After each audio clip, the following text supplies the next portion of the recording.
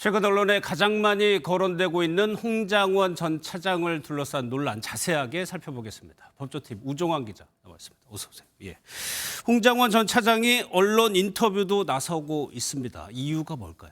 예, 앵커께서는 메시지가 아닌 메신저를 공격한다 이런 말 들어보신 적 있으십니까? 그렇죠. 내용을 반박하기보다는 그 말한 사람, 메신저를 공격한다는 의미일 텐데 그렇다면 홍 전 차장이 본인에 대한 공격 때문에 나서고 있다는 건가요? 네, 그렇습니다. 홍장원 전 국가정보원 1차장은 이 조태현 국정원장의 증언을 들으면서 그냥 앉아있는 사람 바보로 만든다 이런 생각이 들어서 나서게 됐다고 말했습니다. 예. 홍 전 차장 증언의 신빙성을 떨어뜨리기 위해 조 원장이 메모 4개가 있다. 통화 장소를 거짓으로 말했다. 이런 식으로 홍 전 차장 자신을 믿을 수 없는 사람으로 만들었다는 겁니다.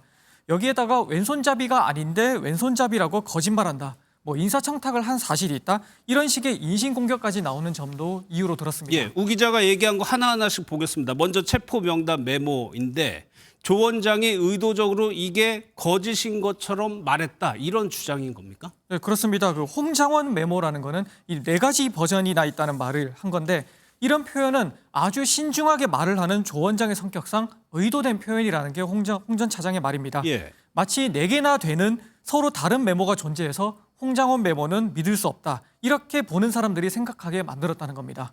홍 전 차장은 처음 체포 명단을 들었을 때 자신이 흘려 쓴 메모, 그리고 이걸 보고 보좌관이 정자로 적은 메모, 그리고 다른 날 보좌관이 기억을 더듬어서 다시 적은 메모, 이렇게 총 3개가 있을 뿐이고 그 내용도 달라진 게 없다고 반박했습니다. 예, 그 메모를 쓴 장소도 틀리게 얘기했다. 조 원장이 이렇게 얘기했는데 이것도 의도가 있다는 주장이에요?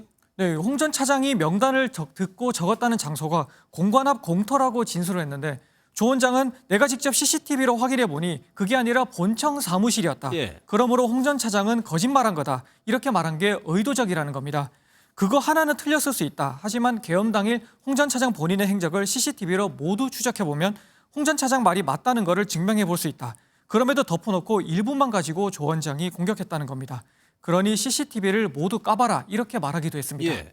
또 하나요. 왼손잡이 이 부분도 논란이던데 좀 자세하게 좀 설명해 주세요. 이게 홍 전 차장은 첫 메모를 흘려 쓰게 된 게 자기가 왼손잡이라서 악필로 쓴 것이다 이렇게 말했었습니다. 그렇죠. 예. 이걸 두고 홍 전 차장은 자세히 보면 왼손에 시계를 차고 있는데 그럼 이 사람은 오른손잡이가 아니냐. 그런데 왼손잡이라고 거짓말한 거다. 이런 주장이 나오고 있는 겁니다.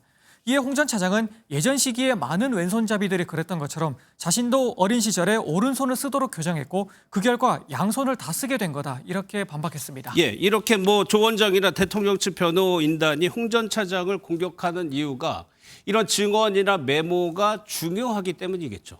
네, 그렇습니다. 홍 전 차장은 자신을 이렇게까지 공격하는 이유를 이렇게 설명했습니다.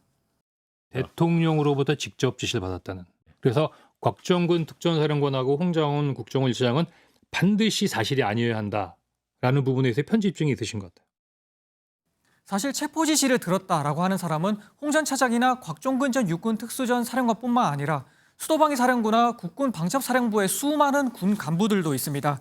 하지만 군 간부들이 받은 지시는 김용현 전 국방부 장관의 지시라고 속된 말로 퉁칠 수 있습니다. 하지만 홍 전 차장이랑 곽 전 사령관은 얘기가 다른 거죠. 윤 대통령에게 직접 지시를 들었다는 주장을 하고 있는 만큼 두 사람 주장은 윤 대통령 입장에서 깨야 할 필요가 있는 겁니다. 예, 그 두 사람 중에도 유독 홍 전 차장을 집중 공격하는 이유도 있겠죠. 네, 윤 대통령 본인이 직접 여러 차례 홍 전 차장을 공격한 발언 한번 들어보시겠습니다. 12월 6일 바로 이 홍장원의 공작과 12월 6일 우리 특전사령관의 김병주 TV 출연부터 바로 이 내란 프레임과 이 탄핵 공작이 저는 시작된 거로 보여지고요. 홍장원 차장이 대통령하고 자주 술도 먹고 대통령하고 아주 가깝다. 대통령 부인하고도 가깝다. 이런 얘기를 막 하고 다녔다는 그런 얘기들이 많이 흘러다니고 있는데 이게 아무래도 곽 전 사령관의 경우에는 체포 지시를 받았다라는 진술만 있지만 홍 전 차장은 메모라는 물증을 들고 있죠. 그래서 공격 수위를 더 높인 걸로 해석됩니다. 예, 그러다 보니까 증인 중에 유일하게 2번 출석하게 되는데 재출석할 때 변수가 있을까요? 결국 윤 대통령 측이 홍 전 차장의 증언을 얼마나 잘 반박할 수 있느냐에 달렸다고 볼 수 있습니다. 일단 윤 대통령 측은 홍 전 차장 본인을 문제 삼으면서 이 사람의 진술 자체를 믿을 수 없다 식의 증거 능력 공격에 집중을 하고 있는 상황입니다. 물론 대통령의 체포 지시가 있었다는 내용 자체를 뒤집기는 쉽지 않은 상황이어서 홍 전 차장 한 명의 진술을 무력화한다 하더라도 이 탄핵 심판 전체의 흐름을 뒤집을 수 있을까? 여기에는 물음표가 붙는 상황입니다. 알겠습니다. 여기까지 듣겠습니다. 우종환 기자였습니다.